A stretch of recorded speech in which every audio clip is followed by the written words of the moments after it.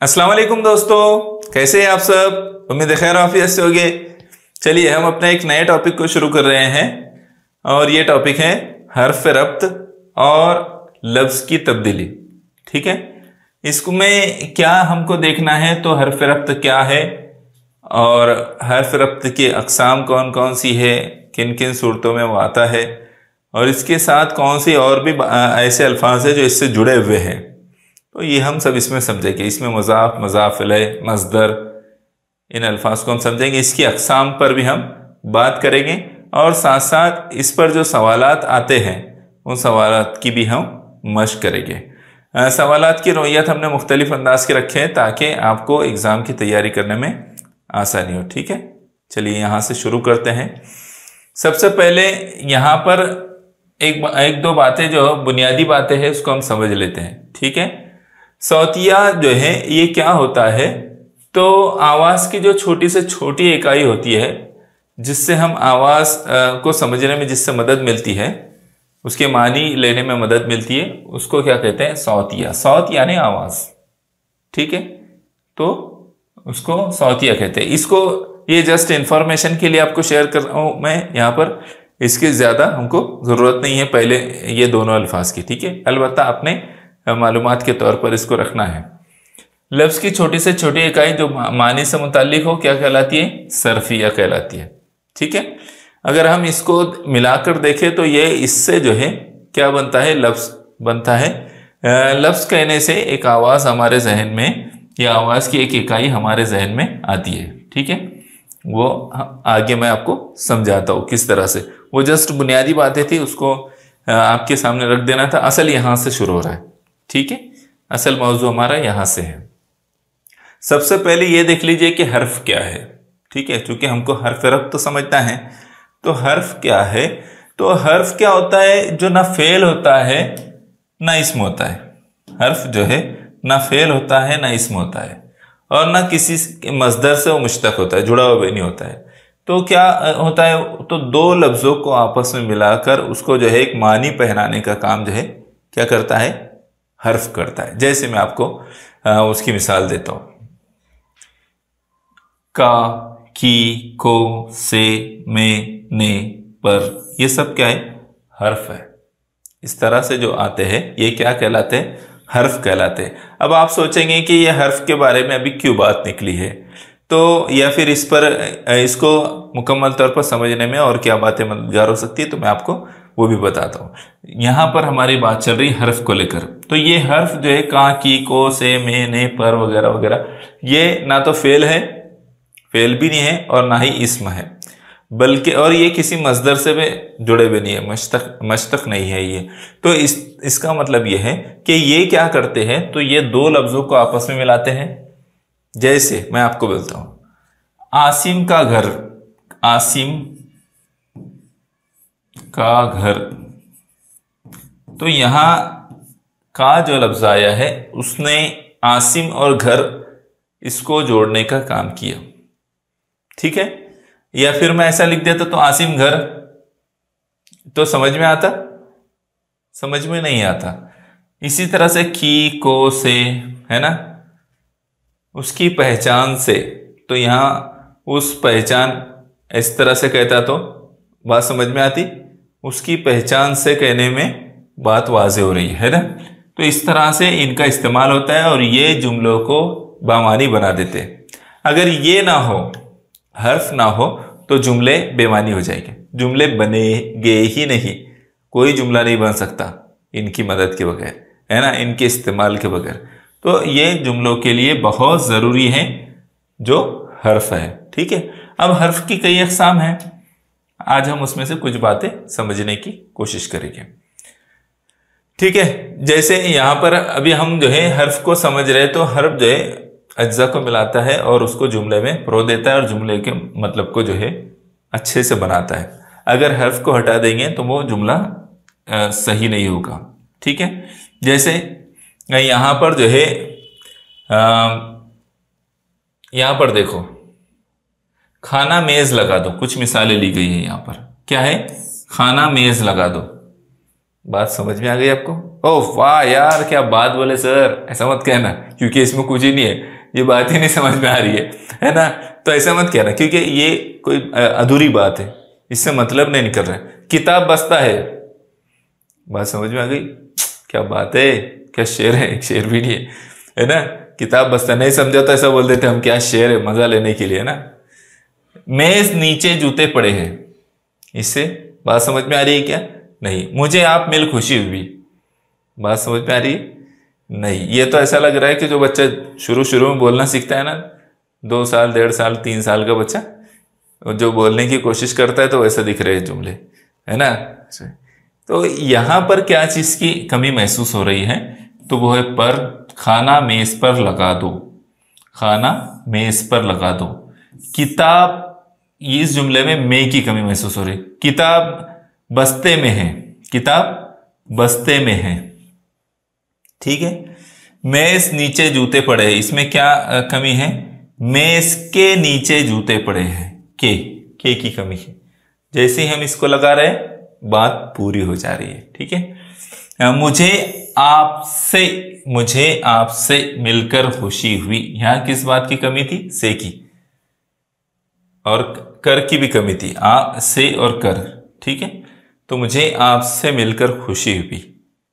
तो ये जो हुरूफ है, इनके इस्तेमाल से जुमले बामानी होते हैं। अगर उनको हटा दिया जाए तो जुमले बेमानी हो जाते हैं। इन हुरूफ की कई सारी अक़साम भी है।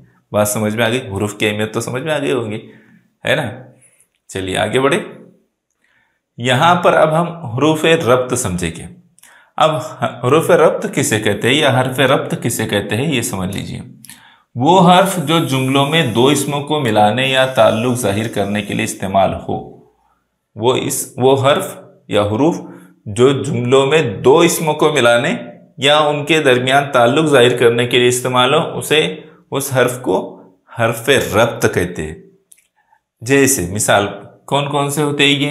तक, पर, से, के, अंदर, में, बाहर वगैरह, ठीक है। ये क्या है? हुरूफ रब्त की मिसालें हैं। अब यहां पर मैंने उसकी उन मिसालों को और उसके साथ और भी कुछ मिसालें हैं, यहाँ का, की, को, ने, से, है ना। ये भी सब हुरूफ रब्त है, ठीक है।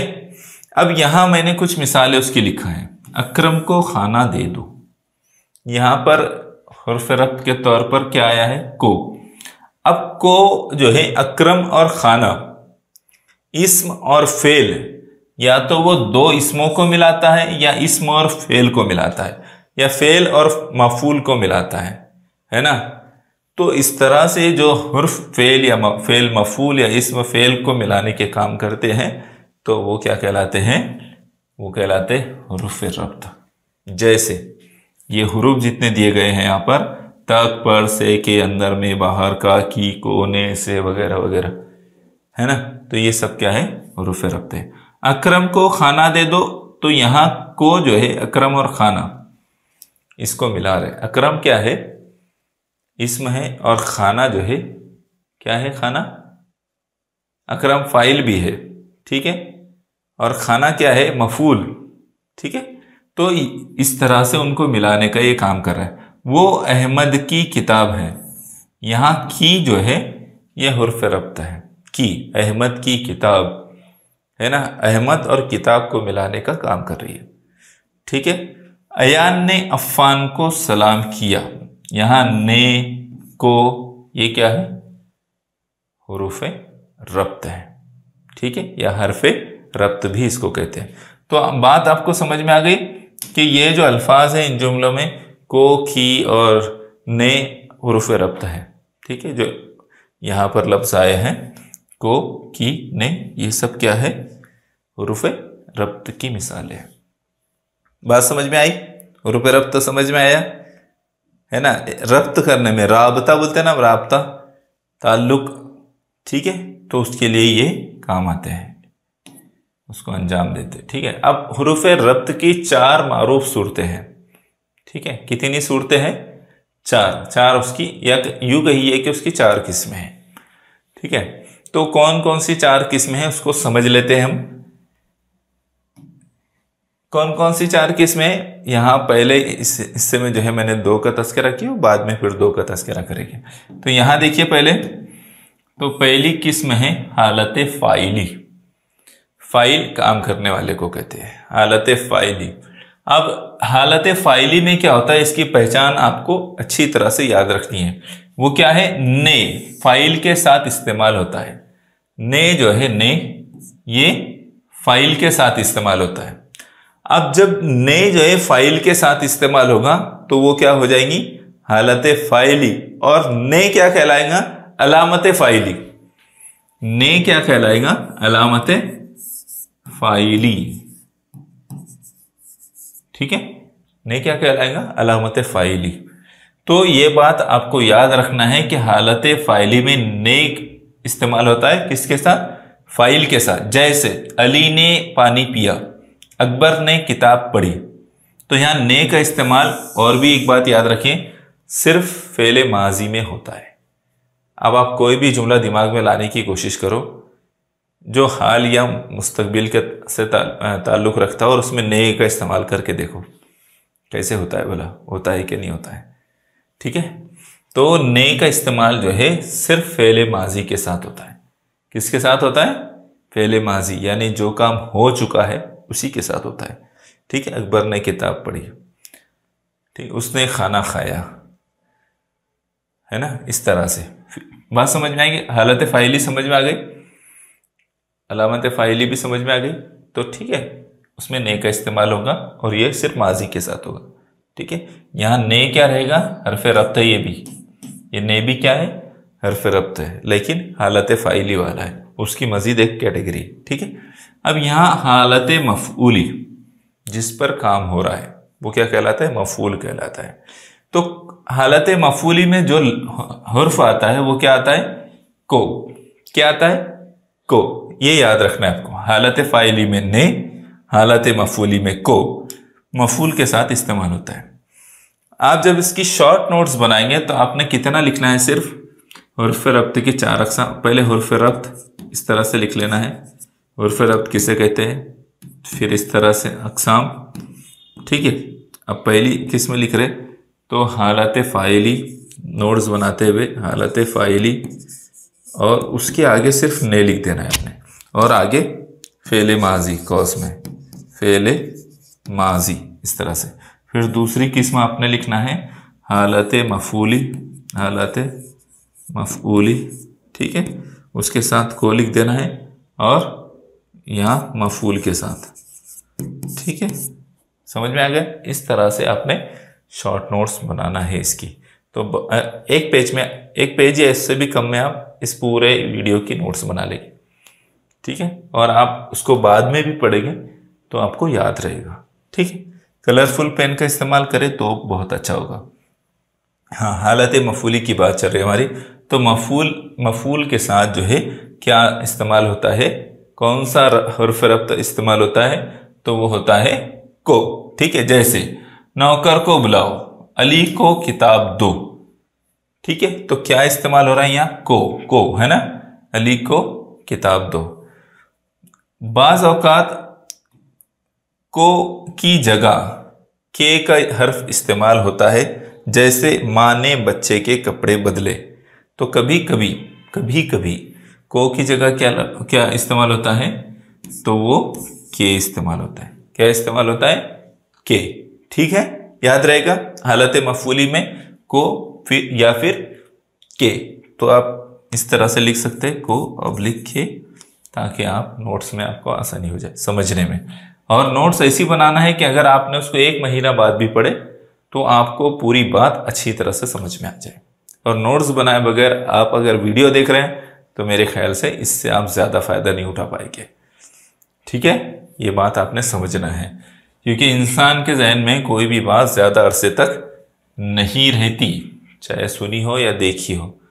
उसका काफ़ी बड़ा हिस्सा जो है, पूरी बात तो हमेशा भूल नहीं जाता इंसान, कुछ हिस्सा याद रहता है लेकिन ज़्यादा हिस्सा याद नहीं रहता। ठीक है, तीसरी किस्म उसकी देखिए। तीसरी किस्म क्या है इसकी? हालत इजाफी, या इसको हुरूफ इजाफत भी कहते हैं। क्या कहते हैं? हुरूफ इजाफत भी कहते हैं। तो इसमें क्या आता है, तो का, की, के, ये 3 हुरूफ इसमें आते हैं। क्या आते हैं, का, की, के, 2 इसमों के ताल्लुक को जाहिर करते हैं। ये क्या करते हैं, 2 इसमों के ताल्लुक को जाहिर करते हैं। उसकी मिसालें कुछ यहाँ ली गई हैं हालत इजाफी में, या हुरूफ इजाफत उसको कहते हैं इसमें। ठीक है, अली की किताब, आपका कमरा, दरख्त की जड़, इस तरह से जो अल्फाज आए हैं 2 इसमों के दरमियान में, 2 इसमों के दरमियान में जो फ़र्क करने का काम किया गया है, ये फ़र्क बोल रहा हूँ मैं, 2 इसमों के दरमियान में जो ताल्लुक की जाहिर करने का काम कर रहे हुरूफ, वो क्या कहलाते हैं, हुरूफ इजाफत या हालत इजाफी। ठीक है, का, की। ठीक है, बात समझ में आई। इनका इस्तेमाल फेल से होता है।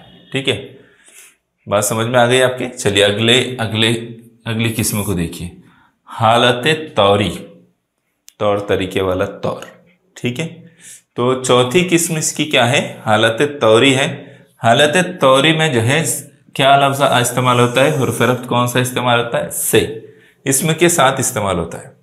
से जो है हालत तौरी में से किसके साथ इस्तेमाल होगा, वो होगा इस्म के साथ इस्तेमाल, नाम के साथ इस्तेमाल। जैसे आप कहाँ से आए हैं, तो यहां जो है से किसके साथ है, इस्म के साथ है, आपके साथ है। तुम अली से बात कर लो, वो मुझसे, अली से, मुझसे, तुम अली से बात कर लो, वो मुझसे क्या चाहते हैं, वो कल से बीमार है, कल से, है ना। तो इस तरह जो है हालत तौरी में से जो होता है वो इस्म के साथ जुड़ा होता है। बात समझ में आई, समझ में आई, नहीं समझ में आई। हाँ, ये बात कोई मुश्किल नहीं है, बस आपने क्या याद रखना है कि हालत इजाफी में, हालत फ़ाइली में क्या, कौन सा हुर्फ़ रब्त आ रहा है, हालत मफ़ूली में कौन सा आ रहा है। तो हालत फ़ाइली में क्या आया था, का, की, है ना। तो हालत मफ़ूली में क्या आया, देखो एक उसका रिवीजन ले लेते हैं। सॉरी, हालत फ़ाइली में का, की नहीं, हालत फ़ाइली में ने, हालत मफ़ूली में को, के। ठीक है, हालत इजाफी में का, की, के, और हालत तौरी में से। इतना आपने याद रखना है। अगर आप उसको चारों को तरतीबवार लिख ले और लिखने के बाद उसके सामने उनकी अलामतें लगा ले, तो आपको आसानी से चारों भी याद रहेगी। ठीक है, चारों की अक़साम और उसके साथ में उनकी जो हुर्फ़ रब्त उसके साथ इस्तेमाल हो रहे हैं वो लिख ले, तो आपको आसानी से याद रहेगा। आप उस पर आने वाले सवालात भी हल करते हैं। ठीक है, बात समझ में आई। चलिए अगले इस पर आते हैं। हाँ, जो लफ्ज़ है, लफ्ज़, तो लफ्ज़ की यहाँ पर लफ्ज़ भी इसका हिस्सा है, लफ्ज़ की तब्दीली। सबक में हमारा जो टाइटल है सबक का, तो उसमें हुर्फ़ रब्त और लफ्ज़ की तब्दीली, ये सबक का नाम है। तो लफ्ज़ क्या है और लफ्ज़ की तब्दीली कैसे होती है, तो ये हमको समझना है। कोई भी लफ्ज़ है, ठीक है, कोई भी लफ्ज़ है, तो वो लफ्ज़ जो है वो मुख्तलिफ हालातों में बदलता है। कैसे, जैसे कभी मुज़क्कर की हालत में रहेगा, जमील मुज़क्कर है, जमीला मुअन्नस हो जाएगा। ठीक है, क्या हो जाएगा, मुअन्नस हो जाएगा। कभी कुछ अल्फाज होते हैं जो वाहिद की शक्ल में अलग होते हैं, वो जमा की शक्ल में जाते हैं तो अलग हो जाते हैं। ठीक है, जैसे कुर्सी, कुर्सिया, उनकी शक्ल बदल जाती है, उनकी हैयत बदल जाती है। क्या होती है, हैयत बदल जाती है। तस्गीर, वो तकबीर। तो किताब, किताबचा, किताबचा होते ही वो तस्गीर हो जाएंगे, उसके छोटी हालत में वो आ जाएगा। सिफत, फिर है ना, सिफत भी उसकी बदलती रहती है। इस तरह से लफ्ज़ की हैयत में तब्दीली आती है। यहाँ उसकी कुछ मिसालें, किताब लफ्ज़ है, किताब जमा में है, किताबचा तस्गीर की हालत में है। ठीक है, जमील मुज़क्कर है, जमीला मुअन्नस है, जमाला सिफत है। ठीक है, तो इस तरह जो है ये लफ्ज़ की हैयत में, उसकी शक्ल और सूरत में तब्दीली आती है। एक लफ्ज़ होता है लेकिन वो मुख्तलिफ मौक़ों के हिसाब से वो बदल जाता है। जैसे जमील लफ्ज़ को देखें हम, तो मुज़क्कर है वो, लेकिन जैसे ही हम उसकी मुअन्नस की बात करेंगे तो जमीला हो जाएगा। उसकी सूरत, उसकी हैयत बदल गई, लफ्ज़ में तब्दीली आई। ठीक है, इसी को लफ्ज़ में तब्दीली भी हम कह रहे हैं। ठीक है, ये जो है, जिस तरह से हमने समझे कि कोई भी जो जुमला जो है हुरूफ के या हुरूफ रब्त के बगैर अधूरा है, ये उसकी ही एक तरह से मिसाल है। वालिद साहब मुझे शाम में बाग में घुमाने के लिए ले गए। ठीक है, यहाँ देखो, आप अगर इसको देखने की कोशिश करेंगे तो ये दूसरा जो जुमला है, तो आप उनको अगर जो है इसमें से हुरूफ ये वाले निकाल ले, मुझे, मैं वगैरह के लिए, तो ये निकालने से ये बात अधूरी रह जाएगी। यानी हुरूफ और हर्फ रब्त वगैरह के बगैर जो है जुमले अधूरे हैं। मस्दर, तो मस्दर ये हमने पहले भी समझ चुके हैं, मैं इसको समझा चुका हूँ हर्फ अत्फ के दौरान में। तो मस्दर क्या होता है, जैसे खेलना, चलना फिरना, सोना, कूदना, उठना, बैठना, ये सब क्या है, मस्दर है जिनके आखिर में ना आता है। क्या आता है? ना। ठीक है, बट इसमें लेकिन चूना, सोना, कीमियाई मादे और धात ये मस्दर नहीं है, वरना आप बोलेंगे इसमें भी तो ना आता है ना, इसमें भी तो ना आता, आप बोलेंगे तो ऐसा नहीं है, ये मस्दर नहीं है। मस्दर क्या होता है, जिससे किसी काम के होने का पता चले। ठीक है, खेलना तो खेलने का पता चल रहा है, फेंकना, ठीक है, तो इस तरह से जो भी है ये समझ में आता है। अलामत मस्दर क्या होता है, वो आगे मैं समझाता हूँ कि जब हम इसमें से ना हटा देते हैं तो अलामत मस्दर रह जाता है। ठीक है, हुरूफ रब्त, ये मैं आपको बताया हूँ कि हुरूफ रब्त जो है क्या होगा, अलामत जो इस्तेमाल हो रही है, हमने पहले उसके बारे में देखिए। ये कौन सा है? हुरूफ अत्फ। हुरूफ अत्फ मैं आपको पहले वीडियो में समझा दिया, अलबत्ता एक जुमले में उसको समझ लीजिए। दो जुमलों या दो कलमों को बाहम एक दूसरे से मिलाने वाले हुरूफ को हुरूफ अत्फ कहते हैं। लेकिन हुरूफ अत्फ जो है ये क्या है, लेकिन, मगर, फिर, वरना, बल्कि, के, है ना, इसलिए वगैरह, ये सब क्या है, हुरूफ अत्फ है। हुरूफ अत्फ पर बाकायदा हमने एक वीडियो बनाया था, वो आप देखें तो हुरूफ अत्फ समझ में आ जाएगा। ठीक है, आपने समझा हुआ है पहले से। हुरूफ शर्त, हाँ, हुरूफ शर्त को समझ लो, अलबत्ता इस पर ज़्यादा सवाल नहीं आते, इसलिए बस उसको मैंने यहाँ पर मालूम आपके इल्म में लाने के लिए सिर्फ लिख दिया हूँ। ठीक है, वो हुरूफ जो किसी काम को दूसरे पर मौकूफ करने के लिए इस्तेमाल हो, उन्हें हुरूफ शर्त कहते हैं। यानी बात को जो है किसी चीज़ से जोड़ दे, है ना, बात को ख़त्म करने के बजाय वो किसी और बात पर बात को डाल दे, तो वो क्या होता है, अगर, जब, तब, तो, जो। जैसे मैं स्कूल जाता अगर तुम मुझे बुलाने आते, तो यहाँ क्या हो रहा है, अगर से जो है हुरूफ, अगर जो है हुरूफ शर्त के तौर पर है, यानी तुम आते तो ही मैं जाता, इस बात की शर्त लगा दी अपने ऊपर, इस हुरूफ शर्त को अपने इस्तेमाल किए। ठीक है, तो इस तरह से इस सब को देखेंगे आप तो बात समझ में आ जाएगी। ये सब हुरूफ शर्त के तौर पर इस्तेमाल होते हैं, आप जुमले इस पर से बनाएंगे तो समझ में आ जाएगा। ठीक है, चलिए अगले इस पर आइए। मज़ाफ, ये मज़ाफ को समझना ज़रूरी है। मज़ाफ जो है इस पर से हमको सवाल आते हैं, मज़ाफ और मज़ाफ इलैह। ठीक है, तो हम क्या करते हैं, मज़ाफ और मज़ाफ इलैह को समझेंगे भी और इस पर से कुछ मिसालें भी देखेंगे। जुमले में फ़ाइल का ताल्लुक किसी दूसरे इस्म या शय से हो तो, यहाँ देखो इसमें जो है हमको क्या बात समझनी है कि मुज़ाफ किसको कहते हैं। तो आप इस बात पर तवज्जो ना देते हुए एक आसान बात मैं आपको बताता हूँ, इसमें आप कॉम्प्लिकेटेड सिचुएशन में चले जाएंगे। ये जो है यहाँ पर समझिए कि मज़ाफ क्या होता है। तो मज़ाफ जो है आसान अल्फाज में अगर मैं आपको बताऊँ तो हुरूफ इजाफत के बाद आने वाला, हुरूफ इजाफत के बाद आने वाला इसम है ना। तो हुरूफ इजाफत के बाद, यानी हुरूफ इजाफत क्या है, का, क्या है, का। तो का के बाद क्या आ रहा है, मदरसा। इसका मतलब मज़ाफ क्या है, मदरसा जो है वो मज़ाफ है।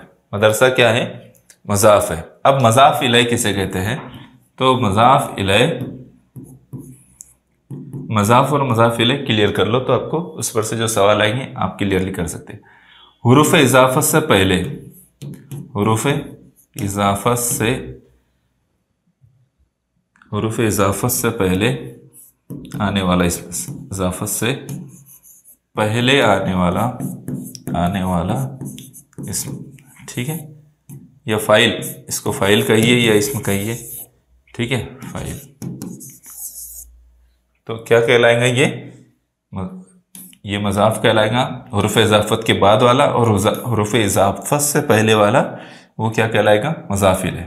ठीक है, यानी उमर। ये का जो है क्या है? हुरूफ इजाफत है, तो उससे पहले क्या आया है? उमर। तो उमर क्या कहलाएगा? हुरूफ मज़ाफ इलैह क्या कहलाएगा? मज़ाफ इलैह। और मदरसा हुरूफ इजाफत के बाद आया, यानी का के बाद आया, तो वो क्या कहलाएगा? मज़ाफ। क्लियर हुई बात? समझ में आई? ठीक है, पहले और बाद वाला अल्फाज याद रहे। आप दोनों में से एक भी याद रखेंगे तो क्लियर हो जाएगा। अगर आपको मज़ाफ याद रखना है तो आपने क्या याद रखना है कि हुरूफ इजाफत के बाद आने वाला मज़ाफ है। ठीक है, इतना याद रखिए, तो खुद ब खुद मज़ाफ इलैह पहले वाला हो जाएगा। इसमें देखिए यहाँ मज़ाफ इलैह का तस्करा किया गया है। ठीक है, ये मज़ाफ हो गया, इसको मज़ाफ समझना है। क्या समझना है? मज़ाफ इलैह। ठीक है, मज़ाफ इलैह। तो अब जो लफ्ज़ है का, इससे भी या मज़ाफ और मज़ाफ इलैह के लिए उसका लफ्ज़ वाली मिसाल से आपने अच्छी तरह से समझ लेना है। ठीक है, ये वही बात है, इसको दो जगह लिखा, अलग अलग अंदाज में लिखा गया है। हालत मज़दर, हासिल मज़दर। तो हासिल मज़दर क्या होता है, या अलामत हासिल मज़दर किसे कहेगी? जब ना निकाल लेते हैं, यहाँ से जब ना निकाल लेते हैं हम मज़दर में से, तो वो जो बचता है, जैसे खेलना। ठीक है, खेलना में से जब ना निकाल लेंगे तो क्या बचेगा? खेल, है ना। चलना में से जब ना निकाल लेंगे तो क्या बचेगा? चल। तो ये खेल, ये चल, ये क्या कहलाएंगे? हासिल मज़दर। इस पर हम पहले भी बात कर चुके, इसलिए अभी हम इसमें मज़ीद गुफ्तगू नहीं करेंगे। ठीक है, अब यहाँ से कुछ सवालात है, सवालात की मश्क हमको हल करना है। ठीक है, यहाँ देखिए, ज़ैल के जुमले में अलामत फ़ाइली की शनाख्त करके निशानदही कीजिए। ज़ैल के जुमले में अलामत फ़ाइली की शनाख्त करके निशानदही कीजिए। तो अलामत फ़ाइली क्या है? सदर जमहूरिया ने रेल को हरी झंडी दिखाई। यहाँ पर अलामत फ़ाइली क्या है? तो सदर जमहूरिया जो है फ़ाइल है। सदर जमहूरिया क्या है? फ़ाइल, काम कर रहे हैं फ़ाइल। और उनके साथ जो जुड़ी हुई अलामत है ने, तो वो क्या कहलाएगी? अलामत फ़ाइली। क्या कहलाएगी?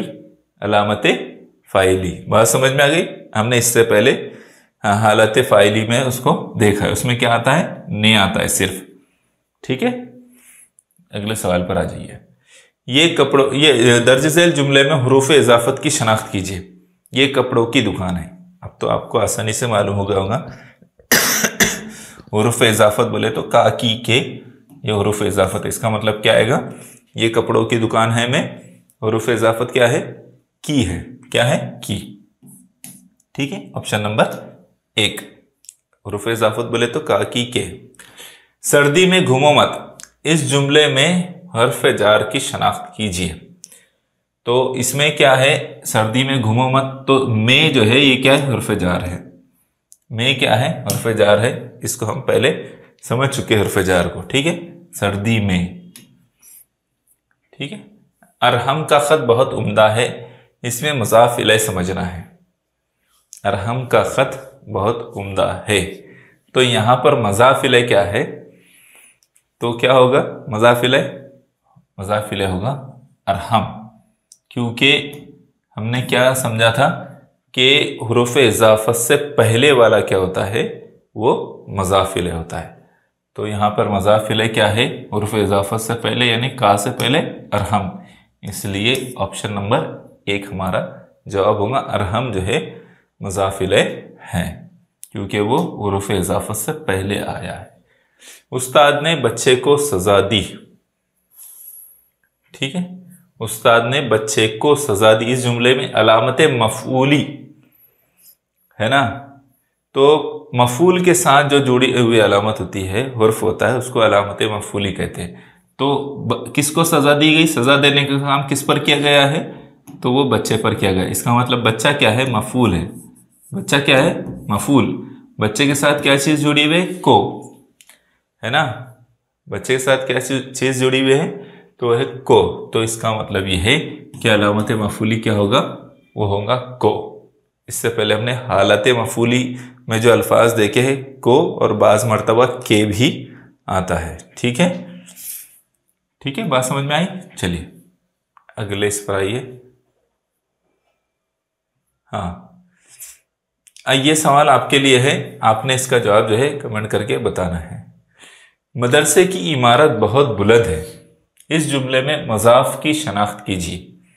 यहां पर पहले मज़ाफ इलैहि पूछा गया था, अब यहां मज़ाफ आपको बताना है कि इसमें से चारों में से मज़ाफ क्या रहेगा। मदरसा की इमारत बुलंद। तो उम्मीद करता हूं कि आपने जो है यहाँ पर हर्फ रब्त और लफ्ज़ की तब्दीली, इसको हमने तफसील से समझा है।